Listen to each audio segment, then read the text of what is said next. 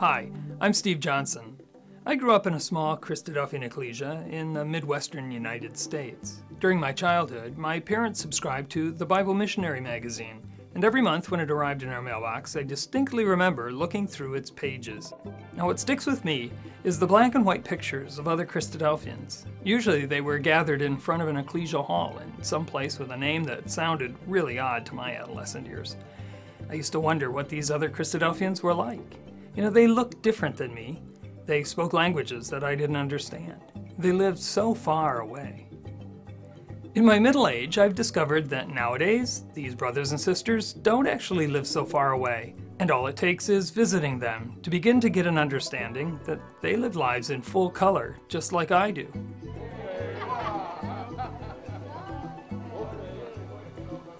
Over the last few years, I've been blessed to be able to visit brothers and sisters in different places in the world. Many of these visits have become video programs like this one, and they're available from WCF. Most recently, I've had the great privilege of meeting believers in Nigeria. It turns out there are about 1,000 Cristadelfians in Nigeria, and thousands more spread throughout Africa, in Liberia, Sierra Leone, Tanzania, Kenya, Zambia, Malawi, and South Africa, and many other of Africa's multitude of countries. And while our cultures and our languages may be different, I found that Cristadelfians the world over share the same enthusiasm and reverence for God and His Word, the same dedication to following His Son, our Lord Jesus, the same desire to share the gospel with their neighbors, just as it's been shared with them.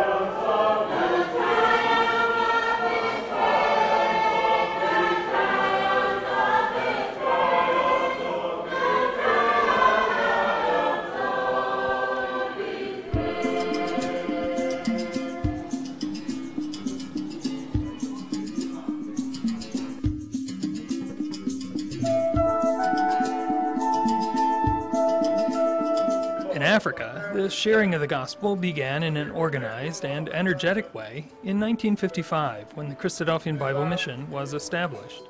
The CBM immediately set to work, advertising in newspapers in all the English-speaking African countries. The responses began to pour in, and in several months there had been 148 replies from Central Africa, 442 from East Africa, and well over 1,000 from West Africa, which includes Nigeria.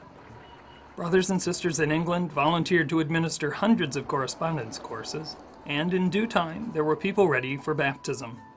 The first baptisms in Nigeria that resulted from the original ad campaign happened in 1960 in a village named Ijuodo. Since that time, ecclesias have been growing at a constant rate, so that in April 2004, there were over 100 people in southern Nigeria able to make the tedious journey to Asaba for the annual CYC gathering. One of the longer trips is from Lagos.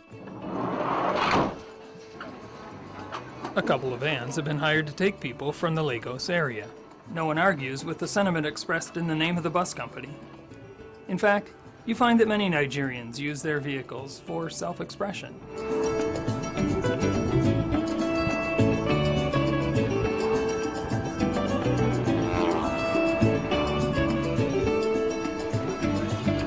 It takes over 5 hours to get from Lagos to Asaba.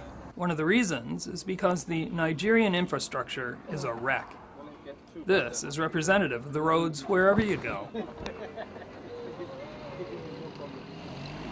And it usually means several lanes of traffic, scrunched down to one to get around the problem. It also means frequent traffic jams.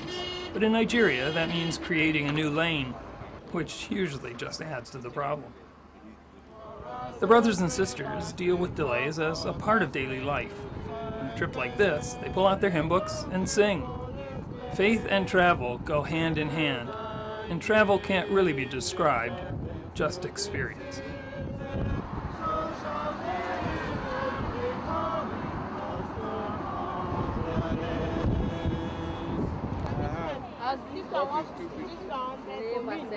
When it's time for lunch, the vans pull off and it's bananas and dried plantain for everyone. There are almost more sellers than buyers at this stop, and competition is fierce.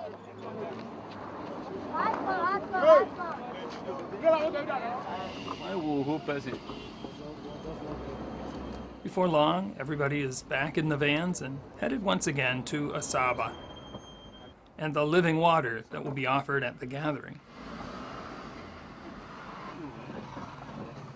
A banner advertising the gathering is visible from a couple blocks away. Nigerians take every opportunity to preach, and so the whole neighborhood is invited to attend the lectures and presentations. Meetings like this are infrequent because traveling around Nigeria is so difficult. So, when brethren see each other, they're exuberant and treasure the time they have together. It's a pleasure. An open-air presentation is soon underway, and first, several hymns are sung to get the neighborhood's attention.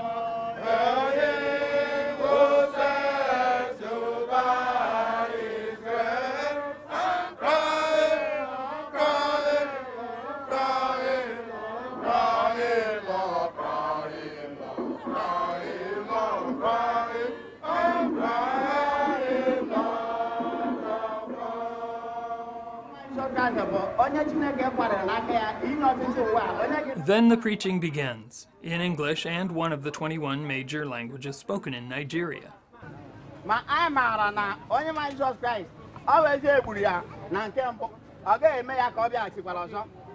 realize that the Lord Jesus Christ, though he was crucified initially, Amplification is a common feature of life in third world countries.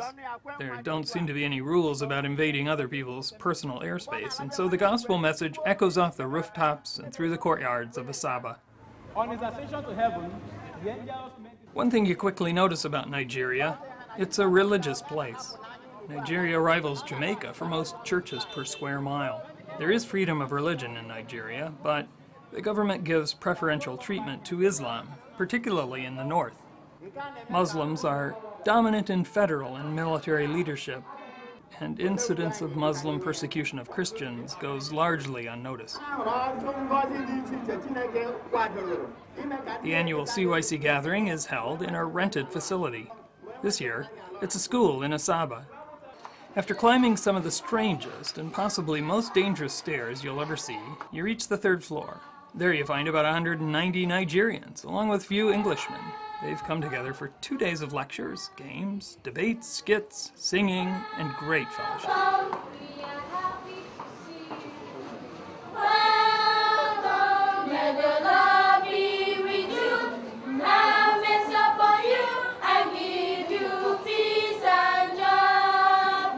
The CYC gathering used to be just for kids, but over the years it's grown to include people from just about any age. Those who can attend benefit tremendously. It means a lot to me because I know I learn lots of things here in the gathering. The words being shared and interacting with brothers and sisters that I've never known. Seeing the brothers from east, west, which I've never seen before. And then getting to know how they behave, everything about them. I get lots of things, both the lectures and all the rest. Brethren from the UK regularly visit the ecclesias in Nigeria.